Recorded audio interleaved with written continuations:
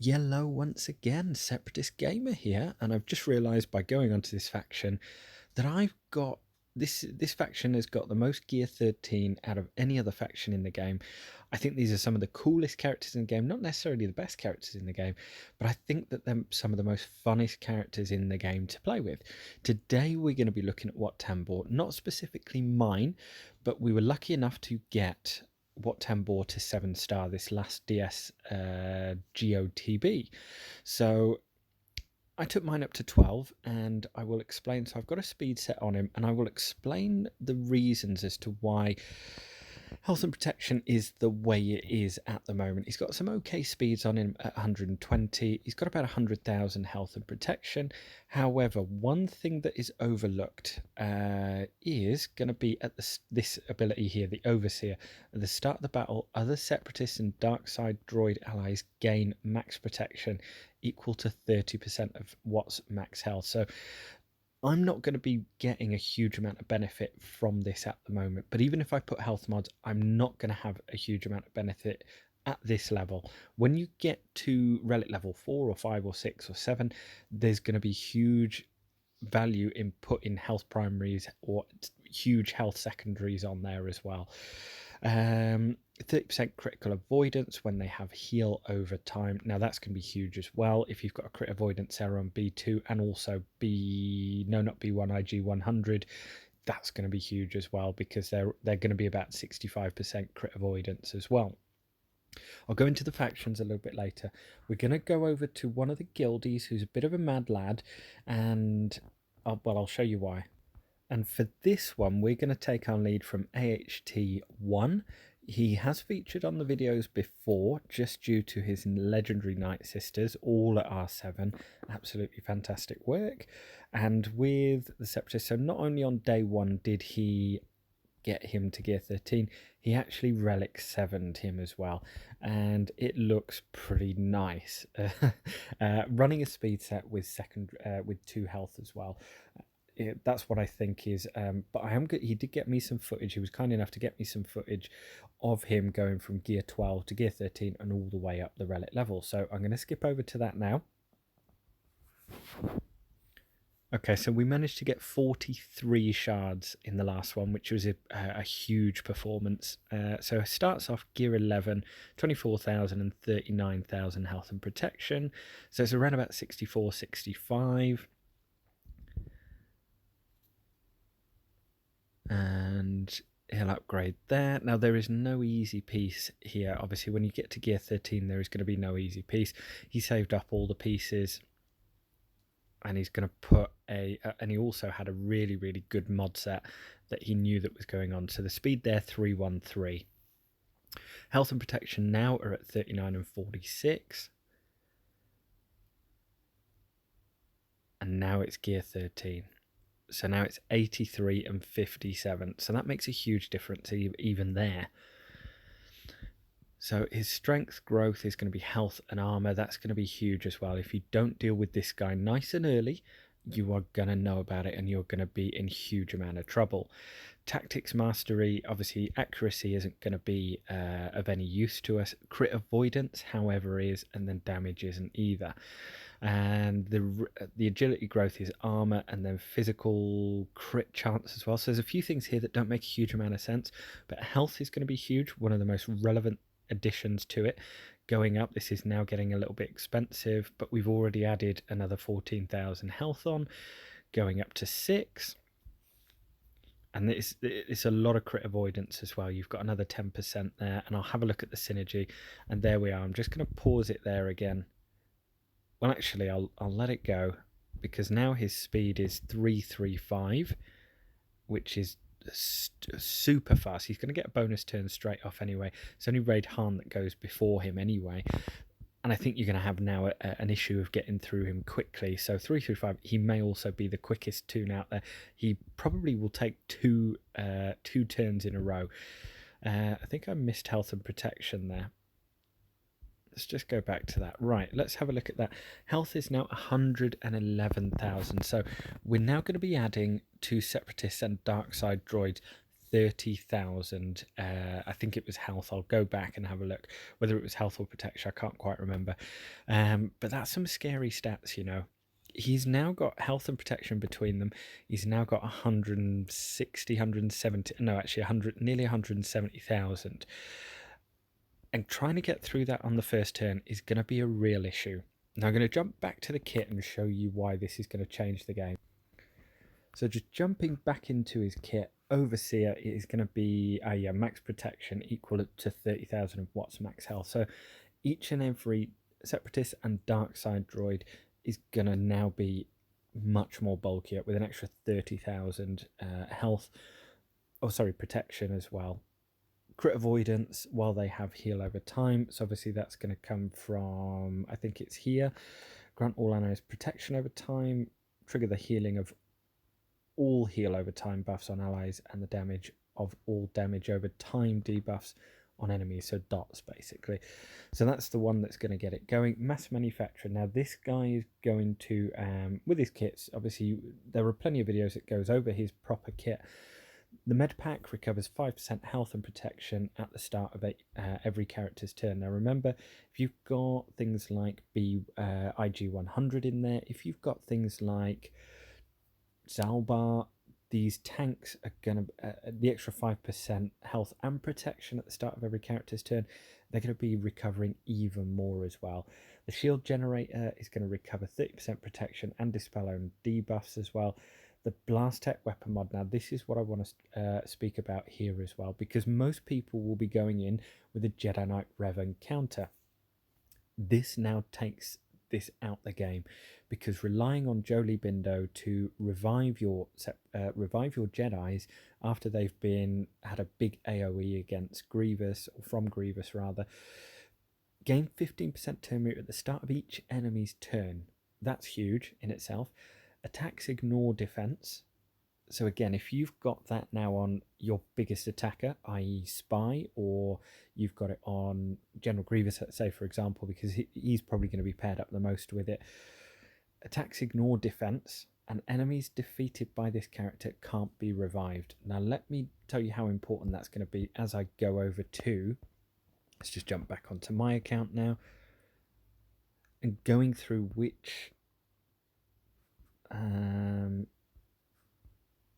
actual squads that you'll use him in.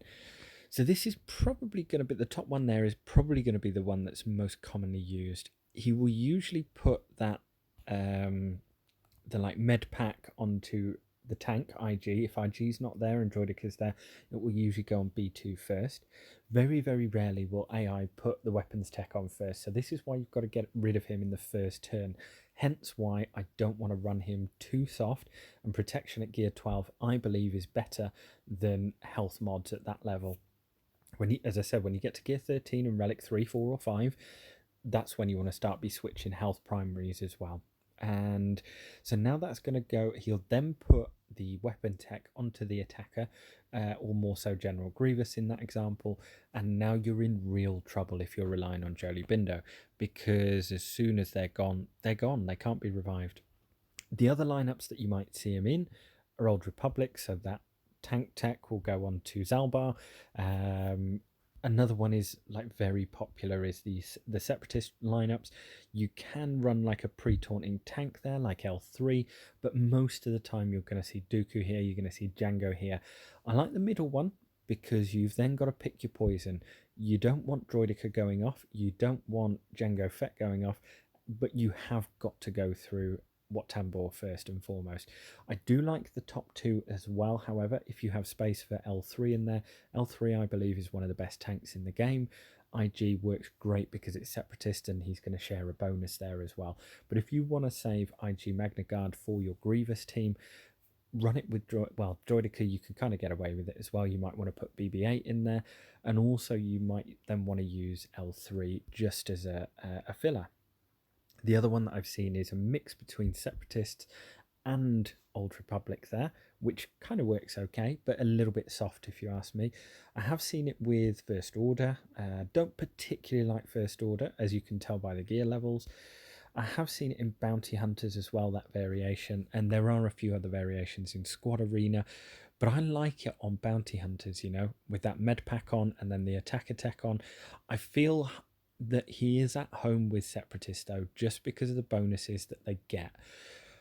I think it's too much to give up. So, for example, I'm only going to be getting 30% extra protection on 29,000. It's not a huge amount. It's what, about 8, 7, 8, 9, something like that extra protection, but it all helps.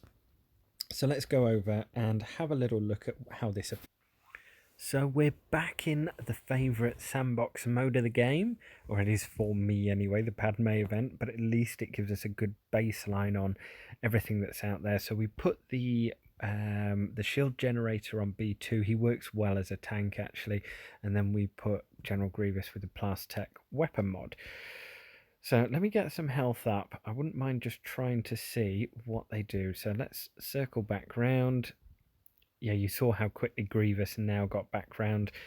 He took a turn and then he took another turn, and you imagine that with BB-8 in there as well. Let's slow this right down.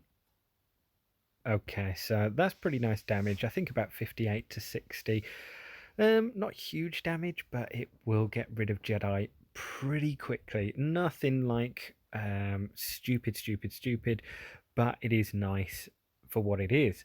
So that's what I like in Grievous. With Newt there, I would probably either stick B1 or BB-8 possibly in that lineup, because that's going to cause a whole heap of problems for the enemy. So probably one of my favourite teams here is this lineup. Newt lead. Try as you will to ignore Padme's mechanics of protection up every time everyone attacks out of turn. It's a very unique mechanic. I don't have anywhere else where I can test Separatists. I don't think in the journey guide. Again, if there is, let me know. I don't think there is, though. But this is actually one of my favourite teams for it.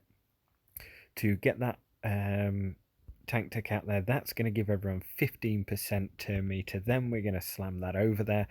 We'd then get something like burning over there to prevent any turn meter being gained. And then we would go to work.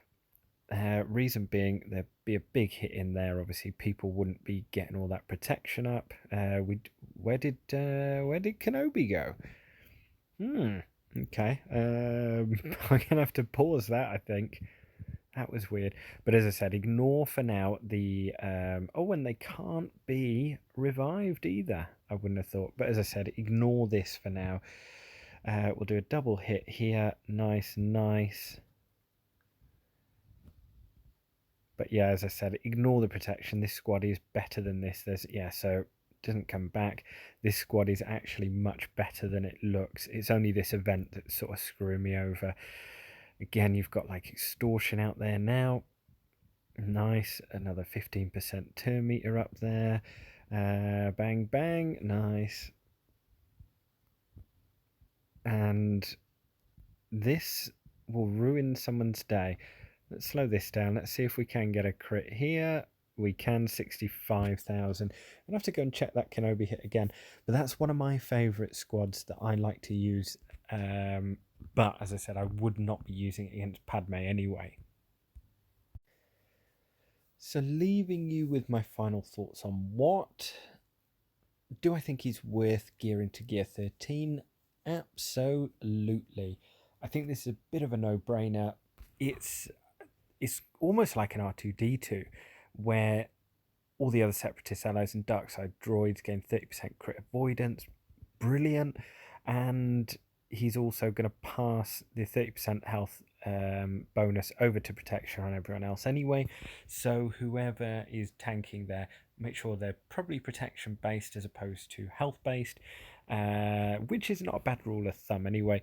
As I said, when you get him up to Relic 7, this is a monster. This is now a real issue for anyone in TWs or Grand Arenas. They've really got to find a way. I think unless there's a super hard Darth Revan and Malak counter, there's going to be trouble, or General Anakin Skywalker. But that for me is a net win by having someone that has to use one of those two squads. And Darth Revan certainly isn't guaranteed. yeah, I think that's a win in my book all day long. As I said, I will be getting this character up to gear 13 fairly shortly, but because of the unlock, and guys will be getting this fairly soon, maybe over the next 1, 2, or 3 Darkside GOTBs, I thought I would bring you a little bit of insight in terms of helping you maybe if you do want to upgrade this character, now start hoarding the gear. Have a look on Star Wars Galaxy Heroes GG to have a look what gear's needed and start hoarding those relic materials as well. Hopefully that helps you a little bit as to whether you want to take Wat Tambor to gear 13. I know I certainly will be. What a great character, I think. But as I said, until he is there, as I said, my one is going to be more protection based. Again, just so he's not, where is he now? Getting ruined too early in terms of getting one shot by like a Han Solo. I still think Han Solo takes it out though at that, but again, armor's not too bad. Armor's like 35%, but that will go up. The armor, I will just find the difference in armor. So yeah, huge difference with the Relic 7 is armor is now 63 and crit avoidance is 13.5. Not a huge amount, but again, you are going to have that bonus anyway from Wat Tambor, which I think is on the Overseer. All Separatists and all Darkside droid allies have 30% critical avoidance while they heal over time. So as soon as he's healing over time, yep, brilliant. He's going to have a crit avoidance as well. I think this gives everyone a real headache in terms of an R7 Wat Tambor. If you have enjoyed the content, though, I will leave you that. Let me know in the comments what's your favourite lineup. What are you likely going to use Wat Tambor with? Or what have you had success with at the moment with it? And because, again, this character isn't particularly hard, but it does take a little bit of playing around with and understanding how to mod. Again, speed is probably one of the most important things. Second most important thing is health. And see probably a few relic levels to make the most out of that health. But as I said, under gear 12 or gear 12.0 like I am at the moment, I feel that there's better survivability and protection as opposed to health at the moment. But let me know your thoughts. If you have enjoyed the comment, please feel free to leave a like, a comment and subscribe, and it's the best way to support the channel for free, and it lets me know that you enjoy the content, and I'll keep doing them for you as long as you guys keep supporting the channel. Cheers guys, I will leave you with that. Best of luck in your next Darkside GOTB. Fingers crossed you got him unlocked this time, or you're getting him up to 7-star as well, because now it makes things a whole lot easier in the Darkside GOTBs as well, being able to use him. So I'll leave you with that. And as I said, once again, please feel free to like, comment and subscribe. I will see you all next time, and I promise it will be back to one of my Gear 13 characters. But as I said, I couldn't resist the chance of bringing you an R7 Wat Tambor from someone close to home and an absolute hero in the guild for doing it as well. But yeah, very, very nice, and some nice stats. As I said, I think it's going to be a real problem there. Cheers guys, see you next time.